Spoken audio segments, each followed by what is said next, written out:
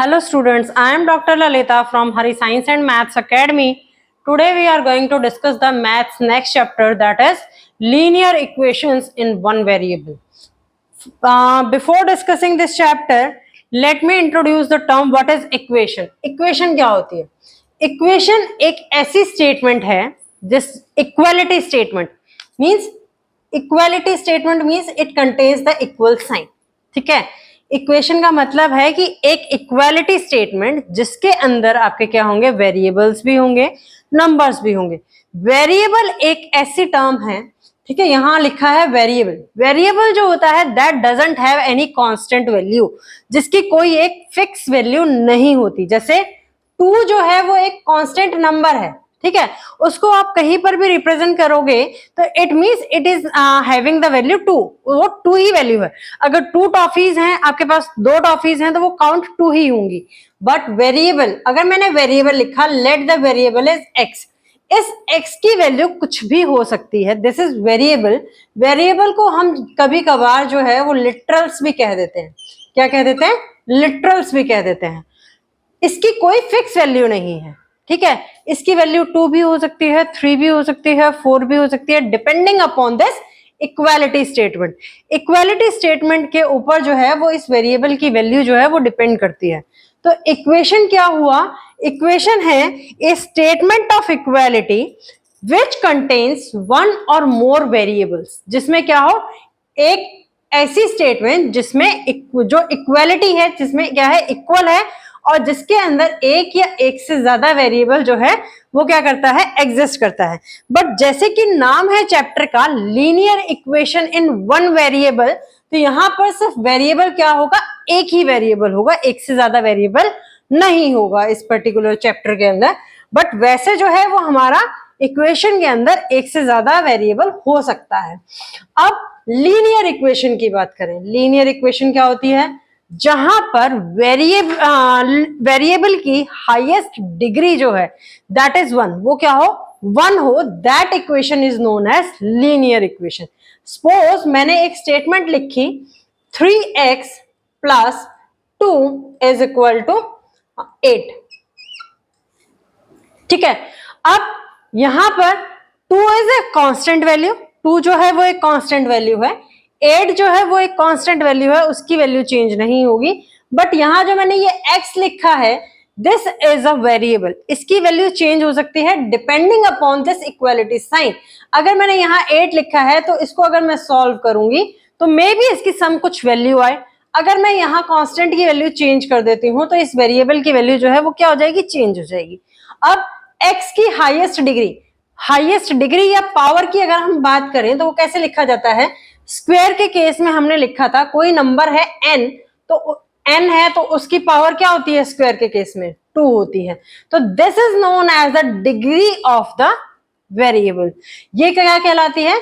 Degree of the variable. अब x जो है उसकी यहाँ पर डिग्री, अगर आपको ऊपर कुछ भी पावर नहीं लिखी हुई है तो इसका मतलब है उसकी डिग्री क्या है, 1 है. तो अगर वेरिएबल की डिग्री जो है वो 1 है that is known as the linear equation. तो उस इक्वेशन को क्या कहा जाता है? लीनियर इक्वेशन कहा जाता है. अगर मैंने यहाँ पर इक्वेशन लिखी है, मान लो y square minus 1 is equal to 0, ये मैंने एक इक्वेशन लिख दिया. तो अब क्या हुआ, यहाँ पर वेरिएबल क्या हुआ, इस नेक्स्ट वाले इक्वेशन के अंदर अगर मैं लिखूं तो वेरिएबल क्या बन गया मेरे पास, y बन गया. ठीक है, वेरिएबल क्या है, y है. उसकी डिग्री क्या आ गई, डिग्री आ गई मेरे पास यहाँ पर 2, that is not equal to 1, तो वो 1 के इक्वल नहीं है. तो this equation is not a linear equation which is known as non linear equation. तो उसको क्या कहा जाता है, नॉन लीनियर इक्वेशन कहा जाता है. यहां पर क्या है, इस इक्वेशन के अंदर अगर हम बात करें तो वेरिएबल क्या है, मेरे पास x है, ठीक है, दिस इज वेरिएबल x, और उसकी डिग्री मींस हाईएस्ट पावर जो है वो क्या है, 1 है. तो यहां पर दिस इक्वेशन इज, ये जो इक्वेशन है ये वाली, this equation is a linear equation. ये क्या कहलाती है, लीनियर इक्वेशन कहलाती है. यहां से एक चीज तो क्लियर हो गई कि what is linear equation and what is non linear equation. तो जैसे कि चैप्टर का नाम जो है वो सजेस्ट कर रहा है कि linear equations in one variable, एक वेरिएबल की जो लीनियर इक्वेशंस है उसके बारे में हम स्टडी करेंगे इस चैप्टर के अंदर। ठीक है, अब इस इक्वेशन का अगर मैं सॉल्यूशन फाइंड आउट करूं, how to find a solution. ठीक है, अब मैंने एक इक्वेशन यहां लिखी थी 3x + 2 = 8। 3x + 2 क्या है, 8 के इक्वल है। तो इसका सॉल्यूशन क्या है, किसी भी लीनियर इक्वेशन का सॉल्यूशन जो है वो क्या कहलाता है, वेरिएबल की करेक्ट वैल्यू, वेरिएबल की वो वैल्यू जो इस इक्वालिटी कंडीशन को सेटिस्फाई करे, that is known as the solution of the equation. Variable की वो वैल्यू जो इस इक्वालिटी कंडीशन को सेटिस्फाई करेगी, उसको क्या कहा जाता है, solution of the equation. Equation का सॉल्यूशन कहा जाता है। अब वो सॉल्यूशन निकालने के लिए हम कैसे करते हैं कि देखो हमारे पास कुछ रूल्स हैं, हम सेम क्वांटिटी को दोनों साइड में ऐड, और हमें इस इक्वालिटी को डिस्टर्ब नहीं करना। अब मैं डिस्टर्ब कैसे नहीं कर सकती, जब मैं दोनों साइड, अगर मान लो मेरे पास यहाँ पर +2 है, ठीक है, तो मैं यहां पर क्या करूं, सेम नंबर को दोनों साइड में ऐड कर दूं, तो मेरी इक्वालिटी डिस्टर्ब होगी, नहीं होगी। सेम नंबर को दोनों साइड सब्ट्रैक्ट कर दूं तो इक्वालिटी डिस्टर्ब होगी, नहीं होगी। सेम नंबर को दोनों साइड मल्टीप्लाई कर दूं तो इक्वालिटी डिस्टर्ब होगी, नहीं होगी। सेम नंबर से दोनों साइड डिवाइड कर दूं तो भी इक्वालिटी डिस्टर्ब नहीं होगी। इसी इक्वेशन का सॉल्यूशन निकालने के लिए सबसे फर्स्ट स्टेप लेते हैं कि 3x + 2 = 8 है। ठीक है, जनरली सॉल्व करते वक्त एक रूल का ध्यान रखा जाता है, वो क्या है कि वेरिएबल वाली जो टर्म है, देखो इसमें 3 टर्म्स हैं हमारे पास इस पर्टिकुलर लीनियर इक्वेशन में। 1 is 3x, second is 2 and third is 8। ये 3 टर्म्स हैं। ठीक है, तो इन 3 टर्म्स में वेरिएबल वाली टर्म कौन सी है, जो 3x है, that is the variable term. वो कौन सी है, वेरिएबल वाली टर्म है। बाकी 2 टर्म्स जो हैं वो मेरी कांस्टेंट वाली टर्म है। तो जब हम इक्वेशन, लीनियर इक्वेशन को या किसी भी इक्वेशन को जब हम सॉल्व करते हैं, अलजेब्रिक इक्वेशंस को जब हम सॉल्व करते हैं, तो क्या ध्यान रखा जाता है, जो इक्वेशंस वाली टर्म है उसको रखा जाता है जनरली लेफ्ट हैंड साइड पर, और जो कांस्टेंट वाली टर्म्स हैं उनको मूव या ट्रांसफर किया जाता है राइट हैंड वाली साइड पर। अब इसके सॉल्यूशन के लिए मैंने क्या किया, यहां पर क्या है, कांस्टेंट लेफ्ट हैंड साइड पे क्या है, +2 है। तो मैं यहां पर अगर मैं -2 लेफ्ट हैंड साइड कर दूं, -2 लेफ्ट राइट हैंड साइड कर दूं, तो इक्वालिटी डिस्टर्ब हुई, नहीं हुई। तो स्टेप क्या आ गया, 3x + 2 - 2 = 8 - 2। ठीक है, ये बन गया स्टेप। 2 - 2 इज 0, 2 - 2 0 हो गया, तो यहां आंसर क्या आ गया, 3x, एंड 8 - 2 इज 6, ये 6 आ गया। अब x के साथ क्या है, 3 मल्टीप्लाई में है, तो 3 से अगर मैं लेफ्ट हैंड साइड को भी डिवाइड करूंगी और राइट हैंड साइड को भी डिवाइड करूंगी तो इक्वालिटी डिस्टर्ब होगी, नहीं होगी। तो 3x / 3 एंड 6 / 3, 3 से 3 cancel out. This we already studied in rational fraction कि अगर कॉमन फैक्टर्स हैं तो हम क्या कर सकते हैं, उनको कट डाउन कर सकते हैं, और जो भी आता है इसको कट डाउन करने के बाद क्या आएगा, 1 आएगा। When 1 is multiplied by anything, ठीक है, तो it will remain the same, the anything remains the same, means when 1 is multiplied by x, तो x रिमेन्स द x, तो ये क्या आएगा, x आ जाएगा। बट इन दिस केस 3 का कॉमन फैक्टर 2 है, 3 एंड 6 का, तो x की वैल्यू आ गई 2। This is the solution of the equation. अब ये सॉल्यूशन करेक्ट है या नहीं है, हाउ विल यू जज इट, तुम्हें पता कैसे चलेगा कि ये आंसर तुम्हारा सही आया या गलत आया। Put this value in this equation, अगर मैं इस वैल्यू को इस इक्वेशन के अंदर मैं पुट करूं तो क्या होगा, 3x है तो 3 मल्टीप्लाई बाय x की वैल्यू क्या आई, 2 आई, ठीक है, +2, 3 2 जा 6 +2, that comes out to be 8, that is equal to RHS। RHS कौन सी, right hand side of the equation. तो इसका मतलब x = 2 is the solution of the equation 3x + 2 = 8। ये क्या है, इस इक्वेशन का सॉल्यूशन है। ये तो मैंने एक जनरल स्टेप्स बताए हैं जब हम क्या करते हैं, इस तरीके से ऐड करते हैं। अदरवाइज इन स्टेप से कंक्लूजन क्या निकला, इन स्टेप से कंक्लूजन ये देखो, करेक्ट वे तो यही है सॉल्व करने का, but this will become a lengthy process. ये हमारा क्या बन जाता है, एक लेंथी प्रोसेस बन जाता है। तो यहां से कंक्लूजन क्या निकला, अगर मेरा लेफ्ट हैंड साइड पर कांस्टेंट के साथ प्लस है तो वो राइट हैंड साइड जाकर के क्या बन जाएगा, माइनस बन जाएगा, क्योंकि माइनस में अगर मैं यहां ऐड करूंगी तो वो क्या बन जाता है, नंबर मेरा 0 आ जाता है। तो नेक्स्ट स्टेप में अगर मैं करना चाहूं तो मैं इस तरीके से भी सॉल्व कर सकती हूं इस इक्वेशन को। देखो 3x, यहां लेफ्ट हैंड साइड में क्या था, प्लस था, is equal to right hand side जाकर के वो क्या बन गया, अल्टीमेटली इस स्टेप में देखोगे तो वो माइनस बन गया, यहां 2 माइनस 2 किया तो वो 0 हो गया। अब 3x इज इक्वल टू 6 हो गया। अब यहां मल्टीप्लीकेशन में था, ठीक है, 3x इज इक्वल टू 6 क्या था, मल्टीप्लीकेशन में था। तो जब मैंने इसको 3 से डिवाइड किया, इसको 3 से डिवाइड किया, तो ये तो कैंसिल आउट हो गया। तो अल्टीमेट क्या हुआ कि जब यहां मल्टीप्लीकेशन का साइन है तो वो राइट हैंड साइड जाकर मेरा क्या बन जाता है, डिवाइड का साइन बन जाता है। तो x is equal to 6 divided by 3, that comes out to be 2। अगर मैं साइन को ट्रांसफर करती हूं, साइन ट्रांसफर्स कैसे होते हैं, साइन ट्रांसफर का रूल है कि अगर राइट हैंड साइड में, सॉरी लेफ्ट हैंड साइड में वो प्लस है तो वो राइट हैंड साइड जाकर के वो टर्म जो है वो मेरी क्या बन जाएगी, नेगेटिव बन जाएगी। लेफ्ट हैंड साइड में अगर टर्म नेगेटिव है तो वो राइट हैंड साइड जाकर के प्लस बन जाएगी। अगर right hand left hand side में मल्टीप्लीकेशन है तो वो राइट हैंड साइड में जाकर डिवीजन बन जाएगा। अगर लेफ्ट हैंड साइड में डिवीजन है तो वो राइट हैंड साइड जाकर के मल्टीप्लीकेशन बन जाएगा। Means sign got reverse, sign जो है वो क्या हो जाएंगे, रिवर्स हो जाएंगे। इस तरीके से हम इसको सॉल्व करते हैं। दूसरा एग्जांपल लेकर के सॉल्व करते हैं, दूसरी लीनियर इक्वेशन, कि how we will solve the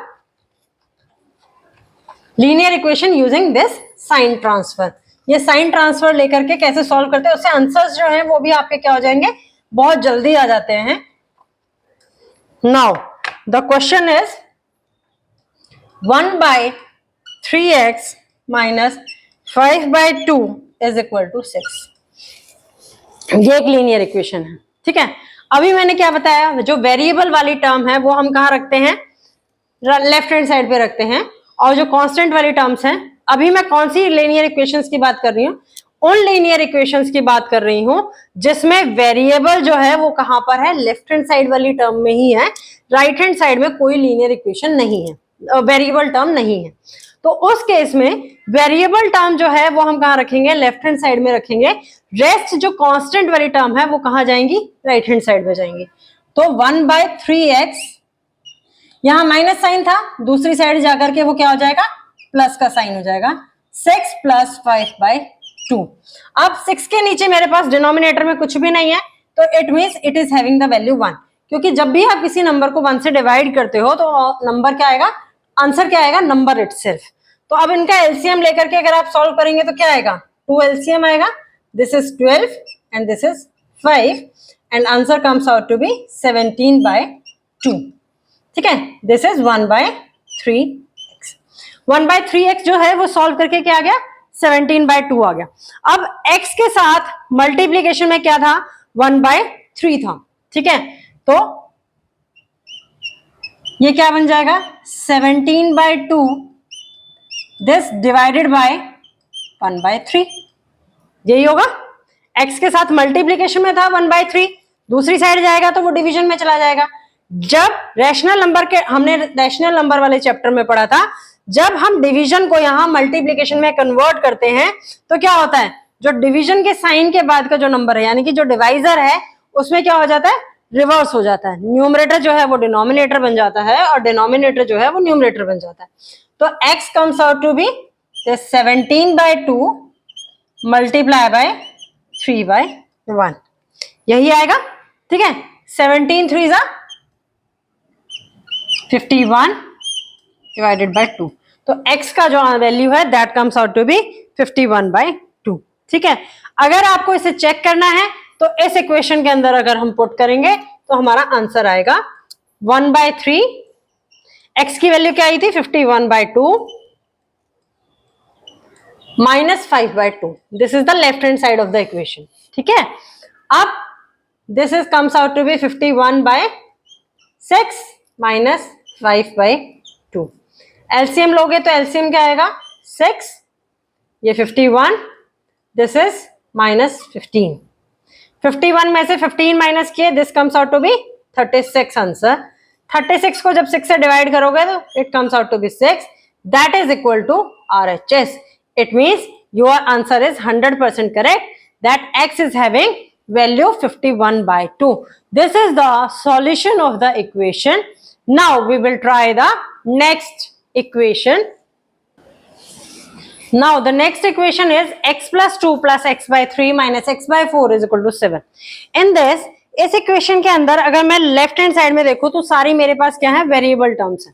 ठीक है, first term is x by 2 having the highest power 1, x की हाईएस्ट पावर क्या है, यहाँ पे भी 1 है, ये भी एक टर्म है x by 3, third term is x by 4 and fourth term in this equation is 7। ठीक है तीनों में x की हाईएस्ट पावर 1 है। ठीक है, तो इसीलिए this equation is linear equation. अब कंडीशन क्या है कि जो वेरिएबल वाली टर्म होती है वो लेफ्ट हैंड साइड में होती है, तो यहाँ सारी की सारी वेरिएबल वाली टर्म जो है वो क्या है, लेफ्ट हैंड साइड में ही है। बट डिनोमिनेटर जो है वो मेरा क्या है, डिफरेंट है। डिनोमिनेटर डिफरेंट है तो इसको सॉल्व करने के लिए मुझे पहले क्या करना पड़ेगा, इन तीनों का एलसीएम लेना पड़ेगा, 2, 3, 4 का। बट आप 8th स्टैंडर्ड में है तो 2, 3, 4 का एलसीएम जो है वो आपको बड़ी आसानी से याद भी होगा, क्या आता है, 12 आता है। तो 12 एलसीएम आएगा, तो यहां पर अब 12 जो है वो 2 की टेबल में मेरा कितने पे आता है, 6 पर आता है। ठीक है, 12 जो है वो कहां आता है, 6 पर आता है। तो यहां this x is multiplied by 6। इस x को मैं किससे मल्टीप्लाई करूंगी, 6 से मल्टीप्लाई कर देती हूं। ठीक है, अब 3 की टेबल में 12 जो है वो कितने पे आता है, 4 पर आता है, तो इस x को मैं 4 से मल्टीप्लाई करूंगी। 4 की टेबल में 12 जो है वो कहां पर आता है, 3 पर आता है, तो इस x को मैं 3 से मल्टीप्लाई करूंगी। तो क्या आएगा, when x is multiplied by 6 then number becomes 6x.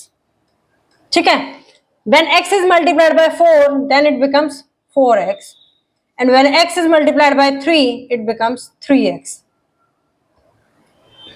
ठीक है, अब this is equal to 7.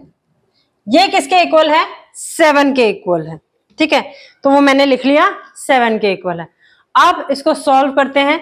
6 plus 4 10, 10 minus 3 is 7x, 7x आएगा, divided by 12 is equal to 7। अभी मैंने क्या बताया था, एक रूल, अगर नंबर डिनोमिनेटर में है लेफ्ट हैंड साइड में तो राइट हैंड साइड आप उसको लेके जाएंगे, या राइट हैंड साइड से जब हम लेफ्ट हैंड साइड जाते हैं तो मेरे पास क्या हो जाता है, साइन चेंज हो जाते हैं। अब 12 यहाँ क्या है, डिवीजन में है, दूसरी साइड में लेके जाती हूँ तो वो नंबर क्या बन जाएगा, मल्टीप्लीकेशन में बन जाएगा। 7x is equal to 7 multiply by 12। ठीक है, चाहे तो आप मल्टीप्लाई कर लो, बट यहाँ 7 मल्टीप्लीकेशन में है तो आपको पता है नेक्स्ट स्टेप में 7 क्या आना है, डिवीजन में आना है। तो मल्टीप्लीकेशन का आंसर निकालने की एज सच कोई नीड नहीं है इस इक्वेशन में।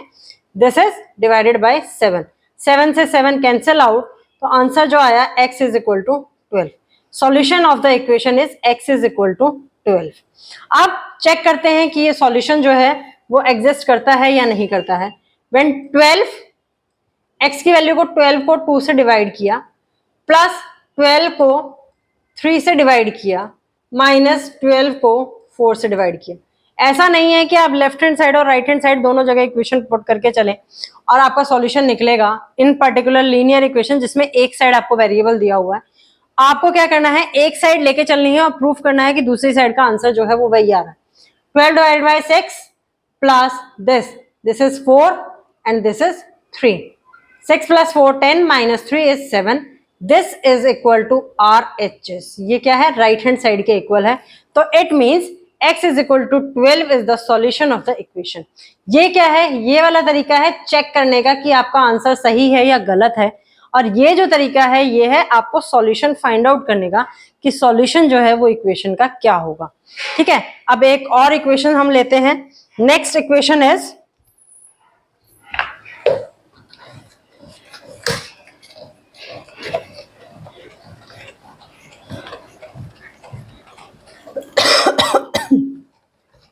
देखो, मैथ्स जो है वो बड़ी आसान चीज है।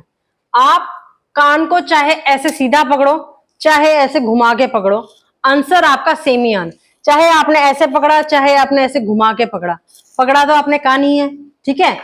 तो मैथ्स का भी सेम तरीका है, आप चाहे फर्स्ट वे से सॉल्व करो चाहे सेकंड वे से सॉल्व करो, आंसर सेम ही आएगा। अगर आंसर सेम नहीं आ रहा तो it means you are doing mistake somewhere, तो तुमने क्या किया है, कहीं ना कहीं कोई ना कोई मिस्टेक किया है।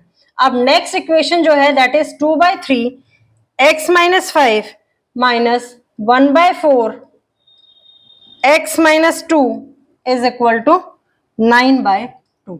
This is the equation. Now how will you solve it? अब इसको सॉल्व कैसे करेंगे, देखो 2/3 का मल्टीप्लीकेशन इस पूरे ब्रैकेट के साथ है, माइनस साइन 1/4 का मल्टीप्लीकेशन इस पूरे ब्रैकेट के साथ है, माइनस 1/4 का मल्टीप्लीकेशन इस पूरे ब्रैकेट के साथ है। इस पूरी टर्म को अगर हम सॉल्व करते हैं, पूरी इक्वेशन को अगर हम सॉल्व करते हैं तो उसका सॉल्यूशन मुझे क्या आना चाहिए, 9/2 के इक्वल आना चाहिए। This is the linear equation. तो पहले 2/3 को मल्टीप्लाई कर लेते हैं x के साथ, 2/3x, इसको यहां मल्टीप्लाई करेंगे तो that number becomes 5 2 10/3 minus 1/4 multiply by x minus 1/4 of x। देखो x पॉजिटिव था, नंबर माइनस का था, तो when minus is multiplied by positive number answer becomes negative, but when minus 1/4 is multiplied by -2, जब उसको -2 से मल्टीप्लाई करेंगे तो दोनों का साइन क्या है, minus when multiplied by minus, तो क्या आएगा, नंबर क्या आएगा, पॉजिटिव आएगा। तो यहां पर positive 2/4 that is equal to 9/2, this is 1/2। अब जो वेरिएबल वाली टर्म है उसको हम रखते हैं लेफ्ट हैंड साइड पर, उसको लेफ्ट हैंड साइड पर रखने का मतलब है 2/3x माइनस 1/4x। जो कांस्टेंट टर्म है वो उसको हम लेके जाते हैं राइट हैंड साइड पर, दैट इज 9/2 माइनस 10/3 था, देखो साथ साथ 2/3 मैंने लिख लिया, माइनस 1/4 मैंने लिख लिया, ठीक है। अब लेफ्ट हैंड साइड में टर्म कौन सी बची है, 10/3, साइन क्या था, माइनस, राइट हैंड साइड पे जब मैं लेके जाऊंगी तो ये क्या बन जाएगा, प्लस साइन बन जाएगा, प्लस 10/3, तो ये वाली टर्म भी हो गई। ऊपर हल्का हल्का टिक लगाते चलना छोटा छोटा, ताकि कोई टर्म जो है वो मिस ना हो। Next term is plus 1/2, plus 1/2 है तो दूसरी साइड में लेके जाती हूँ तो next term it will become negative sign, ठीक है, ये नेगेटिव बन जाती है। अब